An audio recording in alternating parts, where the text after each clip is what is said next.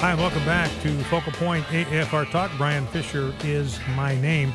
You know, this comes from the there's something wrong with everything files. Remember I said this is the mantra of liberals in America. There's something wrong with everything.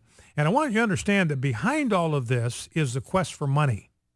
Because what researchers have to do is if there is no crisis, they have got to manufacture one so they can convince the government to give them money to research it. That's what's behind this global warming hoax. What's behind this global warming hoax? There's no science to it behind it. There's no history to it. The Earth has been warmer in past eons with no concentrated CO2 in the atmosphere, no industrial revolution. Earth was warmer. There's been no global warming at all in 17 years and 6 months.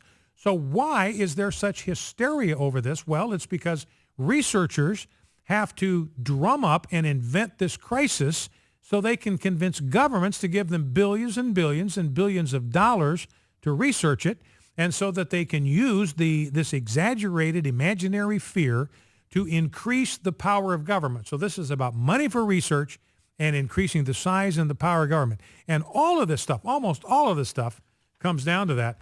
You talk about these diet sodas. And one of the things that we've seen is that these diet sodas, as a matter of fact, do not enable people to lose weight. In fact, people that drink diet sodas tend to gain weight, and I think it's a psychological thing.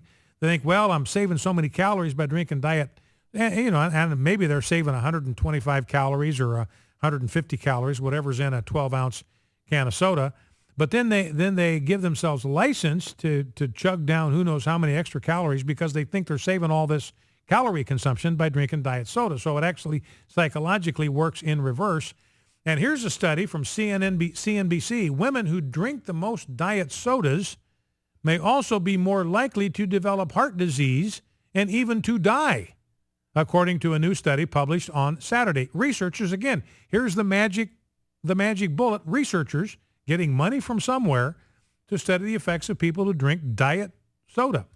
Researchers found women who drank 2 or more diet drinks a day were 30% more likely to have a heart attack or other cardiovascular event and 50% more likely to die. And then they have this caveat. The findings being presented at a meeting of the American College of Cardiology, same meeting we talked about that said marriage is so good for the heart, don't suggest that the drinks themselves are killers. So you gotta get down into the teeth of the article. No, wait a minute. They're not saying the drinks are killing you. But they're saying that the women who consume them may be trying to make up for unhealthy habits. So in other words, it's the unhealthy habits that are the killers. It's not the diet soda, but the lead of the article is diet drinks are linked with heart disease and death. All right, let's grab a phone call before we move forward. Let's go to Dwayne, Jackson, Tennessee. Dwayne, welcome. What's on your mind? Hey, Brian. Thanks for taking the call. Yes, sir. The story you were doing earlier about the woman in defiance of prayer and the federal judge and all that kind of sparked a memory of some items I wanted to call and ask you about. Constitutionally speaking, I did a little research and found out that we've got about 18 states that only allow any kind of possibility of recalling representatives and stuff. You mean prior to an election? Yeah, and even within those 18 states, it's virtually impossible to recall representatives or senators or whatever. Yeah, that's true. And that's what elections are supposed to be about. You want to recall a representative, he has to stand for election every 2 years. There's your chance. Yeah. Well, I mean, outside of, and my point is going toward, trying to turn some of this stuff around like a lot of the conservatives, Tea Partiers, and Republicans, whatnot, want to do. Supposedly, according to segments I've listened to in the past, and everybody's talking about, how we could go about doing this peacefully, without all-out revolt. Right. It's like all these things are being taken out of our hands that were provided for us by our founding fathers. Mm-hmm. Another thing I wanted to bring up and ask you about and get your input is, like the militias. I heard you state one day that the militias, the National Guard now is the former state militias to protect each individual state from, I guess, maybe federal incursion or whatever. why is it then why is it our state governors allow these state National Guardsmen to be used to send out to Iraq and Afghanistan and all this stuff instead of staying here at home where they belong? Yeah. Well, actually, that is a constitutional prerogative according to Article 1, Section 8. Let me, at the behest of Congress, only the Congress can do this. But according to Article 1, Section 8, one of the things that the Congress can do as a part of its authority over the military to provide for calling forth the militia to execute the laws of the Union, suppress insurrections, and repel invasions, to provide for organizing, arming, and disciplining the militia, and for governing such parts of them as may be employed in the service of the United States. So calling, so they're in their right by doing that. Yeah, they've got the right to do that, to send them overseas, even in defense of our liberty and security. You know, it's interesting, by the way, one of the thought along that line, before I let you go back to the colonial era, and what the founders meant by the term militia was the whole body of the people. I mean, you look at the way they defined and described the militia, they meant everybody. Everybody was in the militia.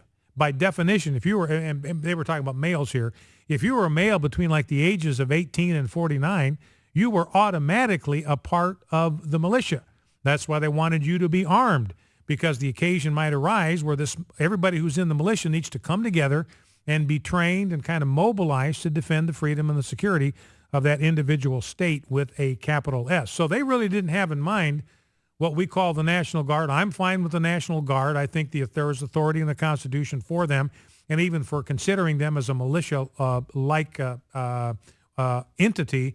But in reality, the militia in colonial times was everybody. You and I, if we were between the ages of 1849 and 49, and some states it was older, you were a part of the militia, and you could be summoned to bring your gun and do some training so you could defend our liberties and freedoms. All right, Dwayne, listen, I appreciate that.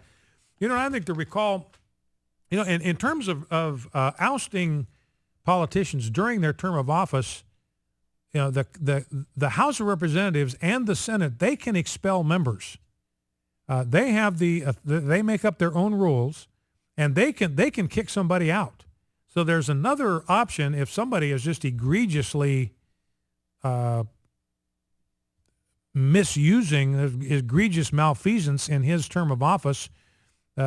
His colleagues in the House, if he's a representative, or his colleagues in the Senate, if he's a senator, can actually toss him out of there. So that's how elected representatives can be taken out in the middle of their term of service. Now let's grab a couple of sound bites real quickly. Rob, let's grab, if I can find my rundown here. Oh yeah, let's grab clip number 1. This is Senator Angus King from Maine, and the reason I want you to catch this soundbite, it's just a brief one, only 27 seconds, is that I believe the Democrats now realize what a problem they have with Obamacare. This thing's a catastrophe. It's a disaster. The total number of uninsured people that have been signed up in the 6 months of the enrollment period, 1.7%. Remember this whole thing, we're doing this whole thing to get uninsured people covered with insurance. 1.7% of all of the uninsured people in America now have insurance because of Obamacare. 1.7%. Less than 1 million people have insurance now that didn't have it before. I'll run through the numbers with you here in a second. So it's a complete catastrophe. It's a complete disaster. And I think the Democrats now, they're looking at 2014. They got to find somebody to blame. And here is where I think, get ready for this, because I think it's going to happen. This is going to be the message. This is where the Democrats are going to try to point the finger of blame as we get close to November. Two points, if I may, sir. One, then why is Harry Reid saying he's not going to allow a vote on the fixes? And two, speak directly and briefly, because we're about to run out of time, to Senator Barrasso's comment about the fact that a lot of doctors, a lot of hospitals are being excluded by what Obamacare is offering. No, now that's a big, there's no such thing as Obamacare. You can't sign up for Obamacare. You sign up for an Anthem policy or an Aetna policy or a WellPoint policy. It's private insurance. So he's putting the blame on the insurance companies. And get ready for it, ladies and gentlemen. Get ready for it. I'm warning you that all of the blame now that the Democrats they've got to find a scapegoat because people are blaming them. They know that this is a Democratic program. The people are blaming them. The people are holding the Democrats accountable. So they've got to offload that blame, and they're going to point it right at the insurance companies. There's no such thing as Obamacare. You can't go to Obama and get insurance. You got to get insurance from a private insurance company. If you've got a problem with your insurance, hey, it's not our fault. It is the problem of the insurance company. So get ready for it. That's, I think, going to be the message that we are going to hear a lot. And you probably heard by now that the Obamacare website was offline this morning for several hours, and the White House made it clear it wasn't because of demand. You're probably going to hear some people thinking, well, it just got shut down because there were just too many people that wanted to get insurance. But an administration spokesman said the website is usually offline for maintenance overnight and was brought down for 4 extra hours by a technical glitch, not a rush of procrastinators or hackers. So even the White House is saying, look, this outage for 4 hours this morning, and it's down again. I don't know if they got it back up. It was down again when I was finishing show prep today, and I don't know if they brought it back online or not. But remember, this is the last day. This is the deadline. This is the end of the 6 months. If you don't sign up for insurance today, by March 31st, you can't get insurance through the exchanges and therefore get some of these subsidies until the enrollment period opens again, I think, in November. You're out of luck for like another 6 months. You know, you could get private insurance, but no subsidies. And remember, those policies are outrageously expensive because Obama's forcing them to cover so many treatments that people don't want. You've got college athletes who are being forced to purchase maternity coverage. Male athletes in college are being forced to pay for or have their colleges pay for them to get maternity coverage. That's just completely how absurd this whole thing is. So anyway, get ready for it. The insurance companies that are as much victims of this as anybody else, they're going to get all the blame if the Democrats have anything to do about it. Focal Point AFR Talk. Be right back.